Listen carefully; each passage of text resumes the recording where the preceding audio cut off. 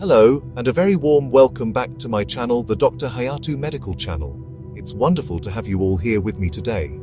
In this video, we're going to dive into a topic that sparks curiosity and excitement in almost every expectant parent: predicting the gender of your baby.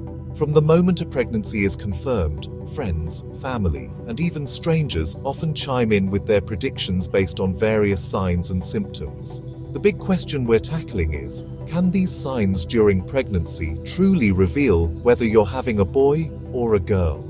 This question has been around for generations, leading to a rich tapestry of traditional beliefs, old wives' tales, and cultural folklore. You've probably heard many of them. You're carrying high, it must be a girl. Or craving salty snacks, definitely a boy. These beliefs are deeply ingrained in our cultures and are often shared with the best of intentions, adding a fun, speculative element to the 9-month journey. But how much truth is there to these claims?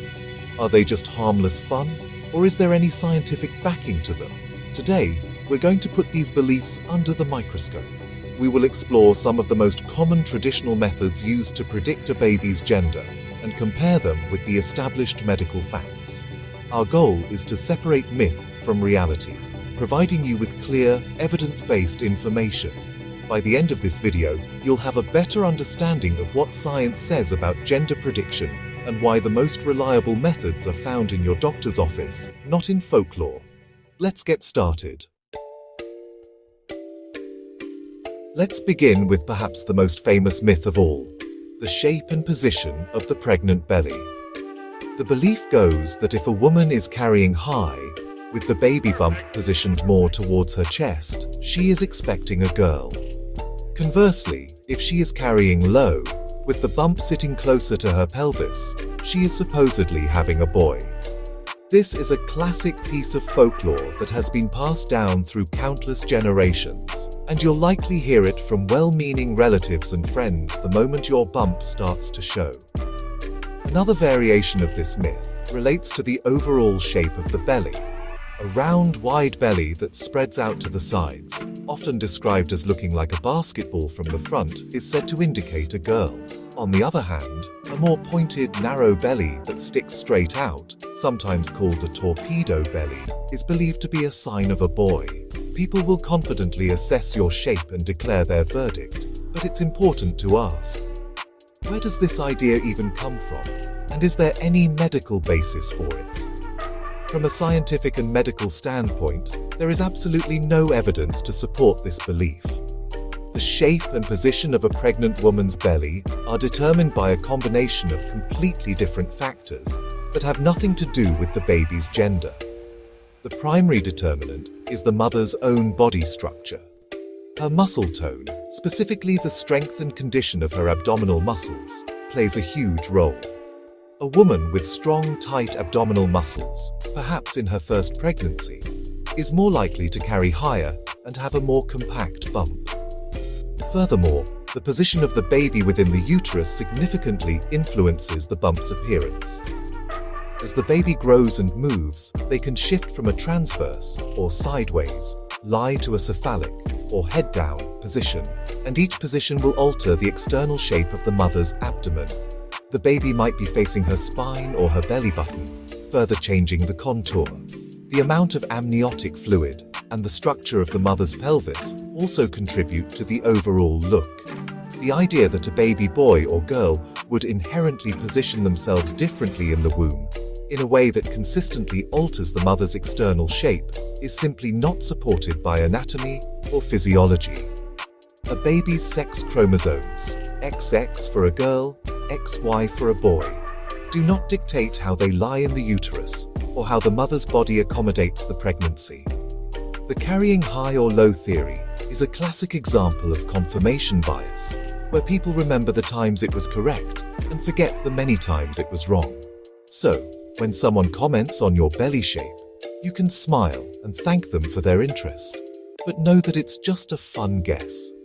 The way you carry your baby is unique to you, your body, and this specific pregnancy. It's a reflection of your anatomy and your baby's current position, not a sneak peek into their gender. Medically speaking, You cannot determine a baby's sex by simply looking at the mother's belly. Therefore, while it's a fun game to play, relying on the shape of your bump for an accurate gender reveal is not a reliable method. It's a beautiful part of your pregnancy journey, but it's not a crystal ball. The true determinants are far more complex and have nothing to do with whether you'll be buying pink or blue. Let's move on to another very popular myth. Now, let's talk about food cravings, another cornerstone of pregnancy gender folklore. This is a topic that comes up in almost every conversation about pregnancy. The popular belief is quite specific. If you find yourself constantly craving sweet things like chocolate, ice cream, pastries, and fruit, you are likely carrying a girl.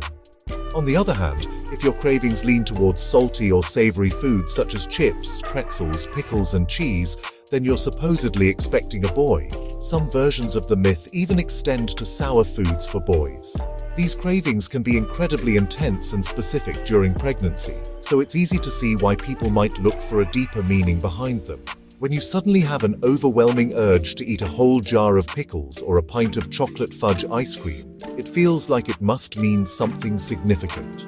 The narrative that these desires are being dictated by your little boy or girl is a compelling one, and it's a fun way to feel connected to the baby and their supposed preferences. However, when we turn to medical science, the link between specific food cravings and a baby's gender completely dissolves.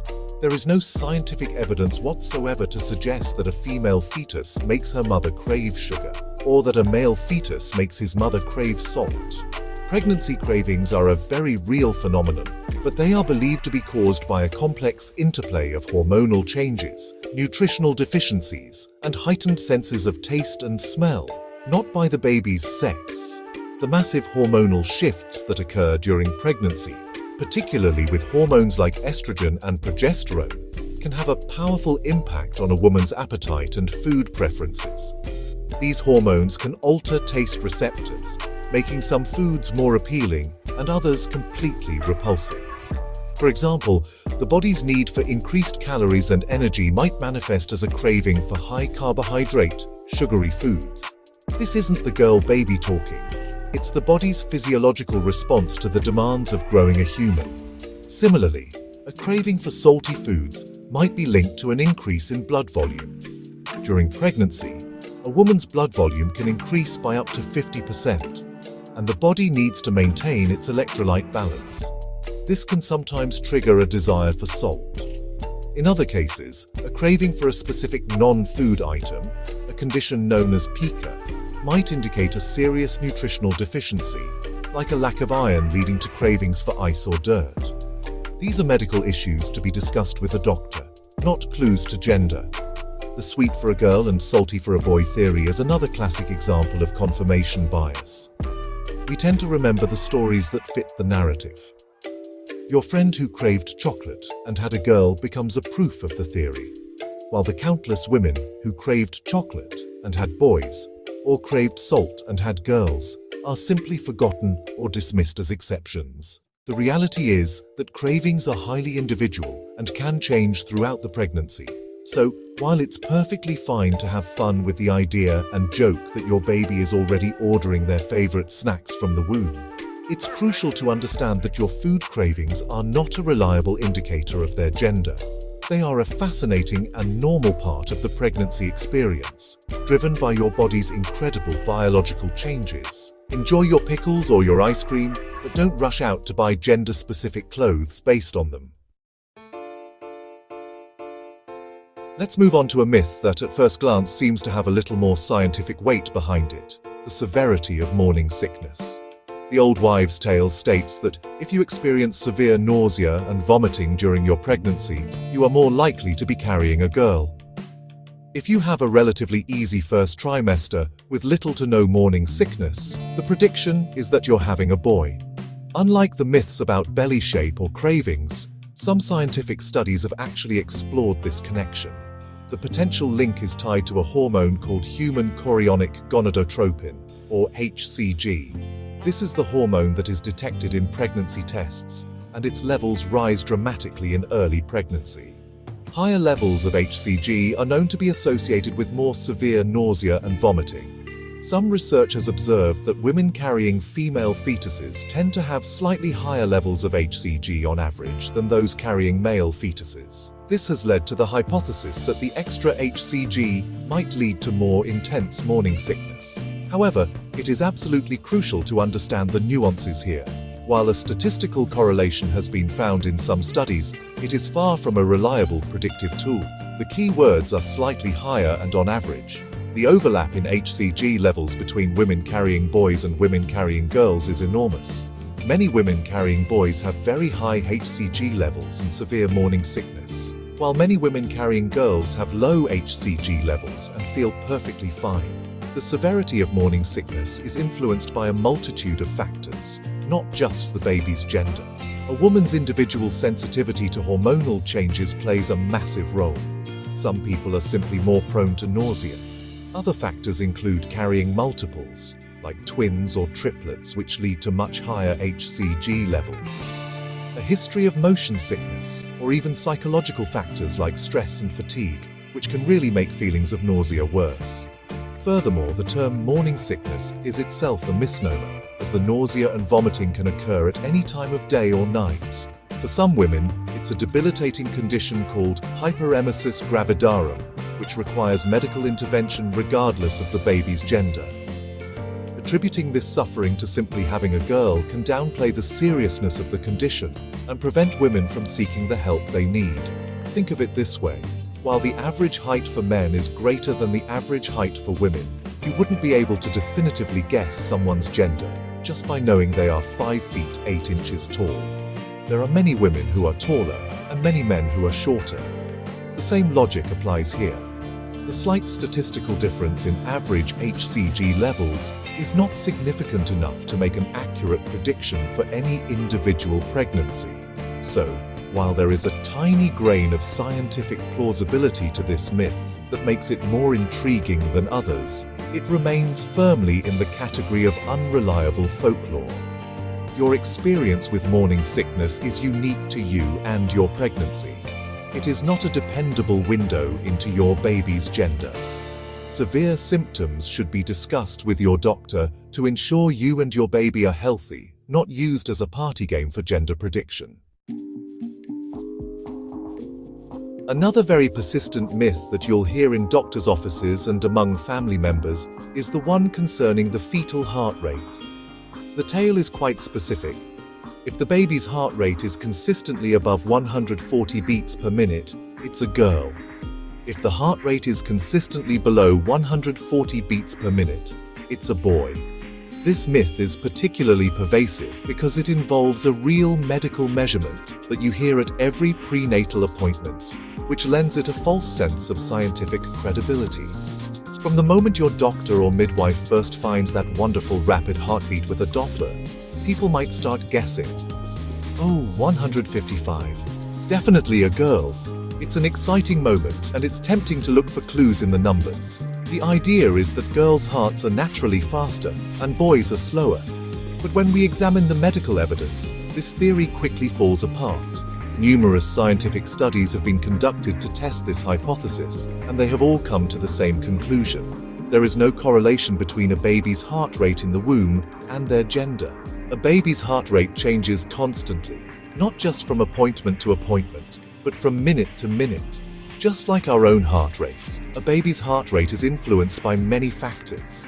The primary factor is the baby's gestational age. In early pregnancy, around 6 weeks, the heart rate starts out slower, around 90 to 110 beats per minute. It then rapidly accelerates, peaking around 9 weeks at a rate of 140 to 170 beats per minute. After that, it gradually begins to slow down again. By the second trimester, the normal range for a fetal heart rate is typically between 110 and 160 beats per minute, regardless of gender. Another major influence is the baby's activity level at the moment the measurement is taken. If the baby is active and moving around inside the womb, their heart rate will be higher. If the baby is sleeping or resting, their heart rate will be on the lower end of the normal range. It's the same reason your heart rate is higher when you're exercising compared to when you're sitting on the couch. So, A reading of 150 beats per minute at one appointment and 135 beats per minute at the next doesn't mean anything about the baby's gender. It simply reflects the baby's age and what they were doing at that exact moment. A study published in the journal Fetal Diagnosis and Therapy looked at hundreds of ultrasound records and found no significant difference between the heart rates of male and female fetuses at any point during pregnancy. This myth is a perfect example of how a little bit of medical information can be misinterpreted and turned into folklore. While listening to your baby's heartbeat is a reassuring and magical part of prenatal care, the number on the screen is a measure of your baby's current health and well-being, not a clue to their gender. It's a vital sign, not a crystal ball. So, next time you hear that rapid beat, just enjoy the sound of your healthy baby and don't read anything more into the number. Finally, let's address the myths surrounding the mother's appearance, often summarized by the saying, "A daughter steals her mother's beauty." This piece of folklore suggests that if a pregnant woman is carrying a girl, she will experience more skin problems like acne, have duller hair, and generally lose that pregnancy glow. The idea is that the baby girl is taking all the beauty for herself. Conversely, if a woman is carrying a boy, she is said to look more radiant than ever, with clear skin and lustrous hair. This is a particularly interesting myth because it plays on the anxieties and changes that many women experience with their appearance during pregnancy. The hormonal roller coaster can indeed have a dramatic effect on skin and hair. An increase in hormones like progesterone can boost oil production in the skin's glands, leading to breakouts reminiscent of teenage acne. For other women, increased blood circulation and hormones can lead to that coveted pregnancy glow with fuller, shinier hair and a radiant complexion. The key point here is that these changes are driven by the mother's individual hormonal response, not by the gender of the fetus she is carrying. The sex chromosomes of the baby, XX or XY, do not produce hormones in a way that would cross the placenta and specifically cause acne or dull hair in the mother. The hormones causing these changes are the mother's own pregnancy hormones, primarily estrogen, progesterone, and HCG. How a woman's skin and hair react to these hormones is highly individual. A woman who had acne before pregnancy might find it gets worse, or she might find it clears up completely. A woman who has never had a pimple in her life might suddenly experience breakouts. These outcomes are unpredictable and can vary from person to person, and even from one pregnancy to the next for the same woman. For example, the idea that a baby girl steals beauty is not supported by any biological mechanism. A female fetus produces her own hormones, but the levels are minuscule and do not significantly impact the mother's system in a way that would be different from a male fetus. The changes you see in the mirror are a direct result of how your body is handling the massive hormonal surge required to sustain the pregnancy. Furthermore, other factors like diet, stress, hydration, and skincare routines play a significant role in a pregnant woman's appearance. If a woman is feeling stressed and not sleeping well, it will likely show on her skin, regardless of whether she's having a boy or a girl.